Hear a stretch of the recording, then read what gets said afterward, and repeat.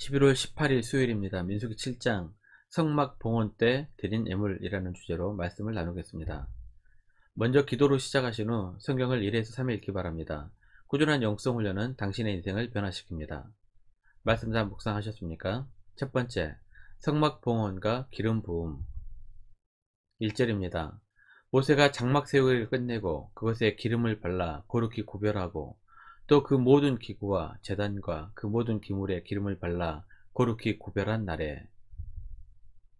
성막이 완성된 날은 출애굽한 후 2년 1월 1일입니다.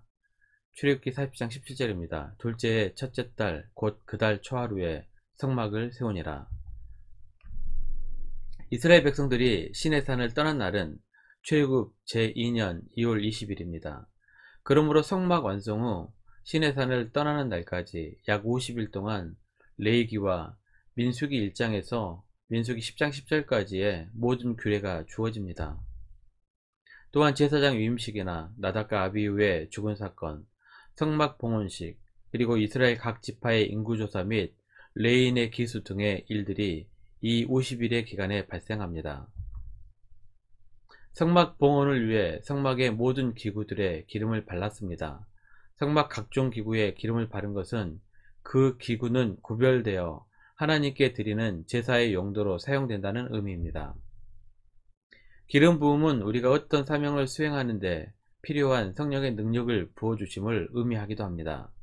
사무엘상 16장 13절입니다.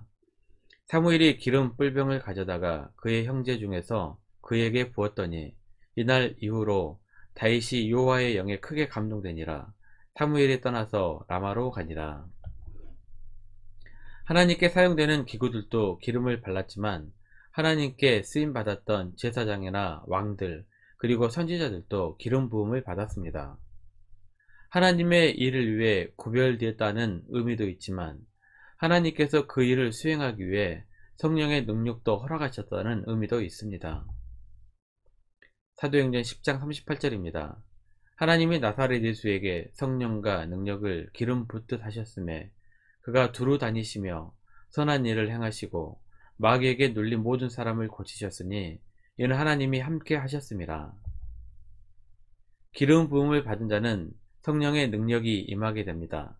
또한 성령께서 하는 모든 일을 인도하시고 가르쳐 주십니다. 요한일서 2장 27절입니다. 너희는 주께 받은 바 기름 부음이 너희 안에 거하나니 아무도 너희를 가르칠 필요가 없고 오직 그의 기름 부음이 모든 것을 너희에게 가르치며 또 참되고 거짓이 없으니 너희를 가르치신 그대로 주 안에 거하라. 우리는 기름 부음을 받은 왕같은 제사장입니다. 이미 성령께서 우리 가운데 내주하셔서 능력도 주시고 방법과 길도 가르쳐 주십니다. 하지만 그 능력을 사용하지 않으면 성령께서 능력도 거두어 가십니다. 더 많은 일에 하나님께서 주신 능력을 사용하시길 바랍니다.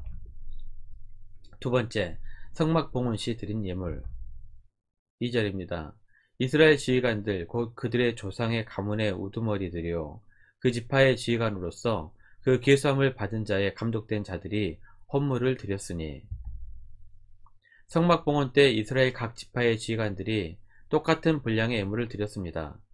지도자들의 이름만 바뀔 뿐 매일 한 지파씩 똑같은 예물을 12일 동안 드렸습니다. 12절부터 88절까지 같은 내용이 12번 반복이 됩니다. 한 번만 기록해도 되지만 12번이나 기록한 것은 각 지파에 드린 예물 모든 것을 하나님께서 귀하게 여기셨다는 의미입니다. 또한 각 지파마다 인구도 다르고 빈부의 정도도 다르지만 다같이 똑같은 분량의 예물을 드렸다는 것은 모든 지파가 동일한 분량의 사명을 감당하겠다는 의지입니다. 이것이 바로 이스라엘 민족의 신앙의 분량입니다. 드린 예물의 사용의 목적도 분명히 하고 있습니다. 5절 6절입니다. 그것을 그들에게서 받아 레인에게 주어 각기 직임대로 회막 봉사에 쓰게 할지니라. 모세가 수레와 소를 받아 레인에게 주었으니.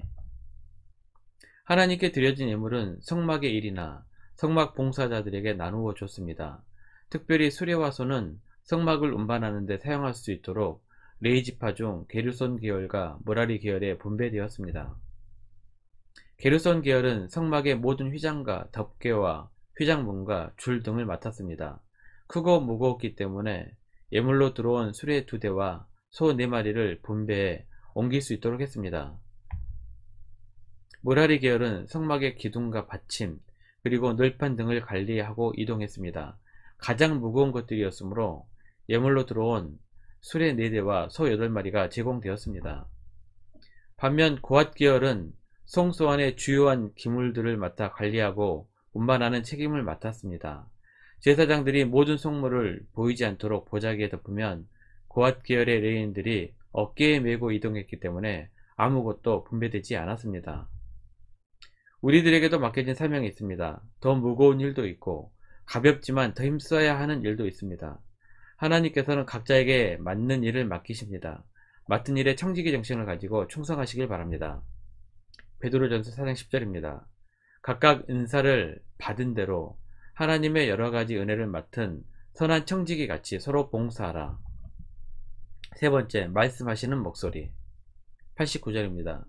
모세가 회막에 들어가서 여호와께 말하려 할 때에 증거계 위, 속죄소 위에 두 그룹 사이에서 자기에게 말씀하시는 목소리를 들었으니 여호와께서 그에게 말씀하심이었더라. 기독교는 말씀의 종교입니다. 하나님께서 우리들에게 살아있는 말씀을 하십니다. 그것이 바로 성경입니다. 히브리서 4장 12절입니다. 하나님의 말씀은 살아있고 활력이 있어 좌우의 날선 어떤 것보다 예리하여 혼과 영과 및 관절과 골수를 찔러 쪼개기까지 하며 또 마음의 생각과 뜻을 판단하나니. 하나님의 말씀은 살아있어 능력이 있습니다. 하나님께서는 우리들에게 늘 말씀하고 계신데 우리는 잘 듣지 못합니다. 우리는 듣고 싶은 말만 골라 듣기 때문입니다. 욥기 33장 14절입니다.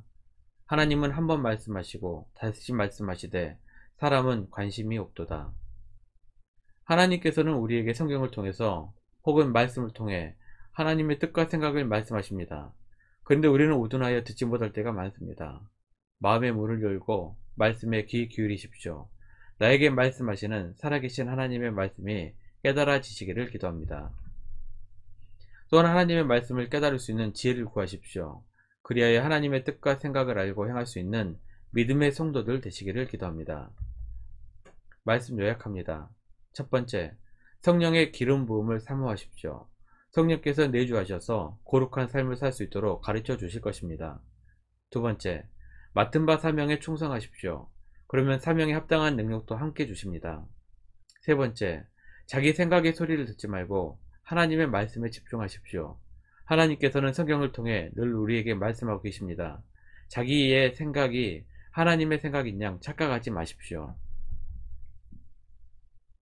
1년 성경 일독 주간객입니다. 오늘은 수요일 로마서 10장에서 12장까지 말씀을 천천히 묵상하십시오. 11월 중보기도 제목입니다.